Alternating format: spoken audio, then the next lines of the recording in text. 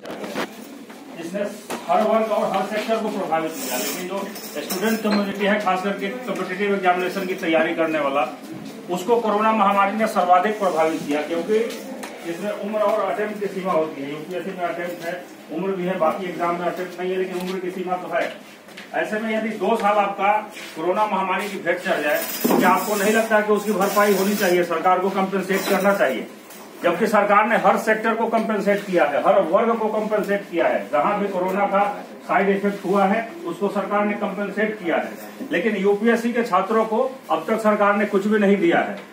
आप लोगों ने पढ़ा होगा संसदीय समितियों के बारे में, उसकी रिपोर्ट में हाथ में है।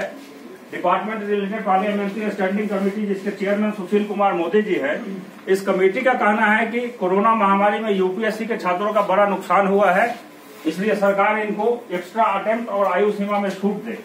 लेकिन सरकार इस रिपोर्ट को लागू नहीं कर रही है, इस पर कुंडली मार के बैठी है, क्योंकि लोकतंत्र है। लोकतंत्र में आपको पता है कि जमीन से जब आवाज उठती है तभी सरकारें हिलती है, उनको पता चलता है कि नहीं ये मांग जमीन से आ रही है, यानी जनता की मांग है। तो हम लोग चाह रहे हैं कि एक पीसफुल प्रोटेस्ट करके सरकार को इससे अवगत कराएं कि जो संसदीय समिति की रिपोर्ट है आप उसको लागू करिए। आप उसको लागू क्यों नहीं कर रहे हैं?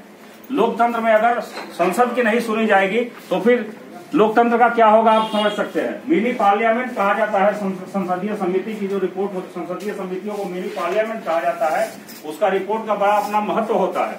सुप्रीम कोर्ट में भी हम लोग केस लेकर के गए थे, सुप्रीम कोर्ट का जजमेंट मेरे हाथ में है। अरजीत शुक्ला बनाम union of India, writ petition 92/2022। इसको गूगल पर सर्च करिएगा, आपको ये दिखेगा सुप्रीम कोर्ट की वेबसाइट पर जाकर के। सुप्रीम कोर्ट का कहना है इस केस में कि संसदीय समिति की जो रिपोर्ट है इसको मद्देनजर रखते हुए सरकार 2 सप्ताह के भीतर एक्स्ट्रा अटेम्प्ट देने के बारे में विचार करे। लेकिन सरकार वो 2 सप्ताह का समय निकल जाने के बाद भी इस पर कोई निर्णय नहीं ले रही है। अब आप सोचेंगे कि सुप्रीम कोर्ट का डिसीजन और सरकार न माने, ऐसा कैसे हो सकता है? तो आप लोगों ने पढ़ा होगा, आर्टिकल 50 पढ़ा होगा, जिसमें सबका कार्य क्षेत्र अलग अलग बांटा गया है कि लेजिस्लेचर का अलग होगा और जुडिशियरी का अलग होगा। तो ये काम जो है एग्जीक्यूटिव का है, एग्जीक्यूटिव के काम है। सुप्रीम कोर्ट सीधे दखल देने से बच रहा है। वो एडवाइजरी जारी कर दिया सरकार को कि आपके ये मतलब अधिकार क्षेत्र में आता है, आप इसको लागू करिए, हम करेंगे तो जुडिशियल एग्जीक्यूशन के दायरे में आएगा।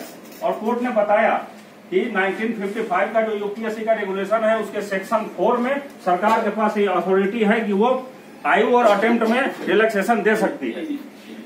तो आप लोगों से हम कहना चाहते हैं कि 26 नवंबर से, इसी महीने 26 नवंबर से हम लोग ओल्ड राजेंद्र नगर में एक पीसफुल प्रोटेस्ट करने जा रहे हैं। वहां कुछ नहीं होगा, बिल्कुल पीसफुल ही होगा, गांधीयन मेथड से होगा। हम लोग धरने पर बैठेंगे, कुछ लोग भूख हड़ताल करेंगे। मीडिया के माध्यम से ये बात सरकार तक पहुंचेगी, 1 सप्ताह के भीतर एक्स्ट्रा अटेम्प्ट मिलेगा। आपका अगर पहला भी अटेम्प्ट है, आखिरी अटेम्प्ट है, सबको फायदा होगा, क्योंकि जो स्टैंडिंग कमेटी की रिपोर्ट है ये इंक्लूसिव है, इसमें सबकी बात की गई है कि 2021 में जिनका भी नुकसान हुआ है सरकार सबको एक्स्ट्रा अटेम्प्ट और आयु सीमा में छूट दे दे। अगर आपके पास 4 अटेम्प्ट बचे हैं, 2 और मिल जाएंगे, फिर से आपके पास 6 अटेम्प्ट होंगे। हिंदी मीडियम में वैसे भी सिलेक्शन का परसेंटेज बहुत कम है, तो आपके पास अगर अटेम्प्ट ज्यादा होंगे तो उम्मीद है कि लड़खड़ाते लड़खड़ाते एक दिन आप अपने मंजिल को प्राप्त कर लेंगे। और दूसरी जो मतलब ये तो मेन हमारी डिमांड है। दूसरी डिमांड ये है कि इसी कमेटी की रिपोर्ट में जिक्र है कि 2010 के बाद जो सिलेबस में चेंजेस हुए हैं उसके कारण जो नॉन इंग्लिश मीडियम के लोग हैं, नॉन साइंस बैकग्राउंड के लोग हैं, नॉन अर्बन लोग हैं, उन पर क्या प्रभाव पड़ा है, इसका मूल्यांकन करने के लिए सरकार एक एक्सपर्ट कमेटी बनाए जो इस चीज का मूल्यांकन करे कि इन लोगों पर क्या इसका साइड इफेक्ट पड़ा है। लेकिन सरकार एक्सपर्ट कमेटी नहीं बना रही है।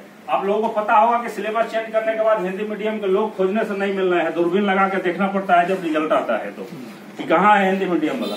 अगर कोई मिलता भी है तो 300 साढ़े 300 के बाद जाकर के मिलता है, यानी वो IAS IPS तो बन ही नहीं सकता है।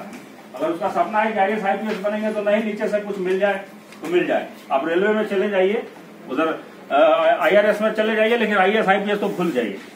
तो कमेटी का ये भी रिकमेंडेशन है, हम लोग चाहते हैं कि सरकार इसके लिए भी एक एक्सपर्ट कमेटी बनाए। लवासना की एक रिपोर्ट है जो आप लोग गूगल करके देखिएगा।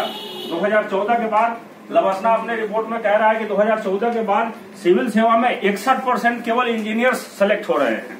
61% केवल इंजीनियर सेलेक्ट हो रहे हैं सिविल सेवा में, और जो टोटल सिलेक्शन है उसमें 75% लोग साइंस बैकग्राउंड के हैं। तो बताइए डाइवर्सिटी का क्या होगा। आप लोगों ने पढ़ा होगा इकोलॉजी में डाइवर्सिटी के बारे में। तो हमारे देश में भी बहुत तरीके की डाइवर्सिटी है। भाषागत डाइवर्सिटी है, लोगों का रहन सहन अलग है, लोगों का बैकग्राउंड अलग होता है, बहुत तरीके की डाइवर्सिटी है। आप किसी एक क्लास को सिविल सेवा में प्रमोट कर रहे हो, बाकी हिंदी मीडियम वाले लोगों का क्या होगा? क्या ये सारा ज्ञान इंजीनियर्स के पास होता है क्या? साइंस बैकग्राउंड वाले के पास होता है क्या? इंग्लिश मीडियम वाले के पास होता है क्या? हम लोग क्या गोबर मैनेज होते हैं क्या हिंदी मीडियम वाले? दिमाग हमारे पास भी उतना ही है। हमको हमारे साथ डिफरेंशिएट मत करिए, हमें भी इक्वल अपॉर्चुनिटी दीजिए। क्यों नहीं हिंदी मीडियम की कॉपियां हिंदी के अध्यापक ही जांचते हैं? अंग्रेजी मीडियम वाले से हिंदी की कॉपी आप जचवा देते हो। उनको लगता है कि देवनागरी लिपि में अच्छी चीजें लिखी ही नहीं जा सकती है। अगर अच्छी चीजें लिखी जाएगी तो वो रोमन में ही लिखी जाएगी। हिंदी देवनागरी में लिखा हुआ देखकर के वो इतना पूर्वाग्रह से ग्रसित होते हैं, एवरेज मार्किंग करके निकल जाते हैं। आप पूरा अपना जी जान लगा के कॉपी पर लिख करके आ जाओ, आपको नंबर नहीं मिलता। जब लिस्ट आता है तब टॉपर सारे इंग्लिश मीडियम वाले लोग होते हैं। ये कमेटी का रिपोर्ट है, कह रही है कमेटी की क्या असर हुआ है नॉन इंग्लिश मीडियम के छात्रों के ऊपर। इसको एक्सेस करने के लिए आप एक्सपर्ट कमेटी बनाइए, लेकिन सरकार नहीं बना रही है। तो आप लोगों से आग्रह है कि 2-3 दिन प्लीज समय निकालिए। मानिए कि ये आपका मुद्दा है, अगर आप साथ नहीं देंगे तो और कौन देगा?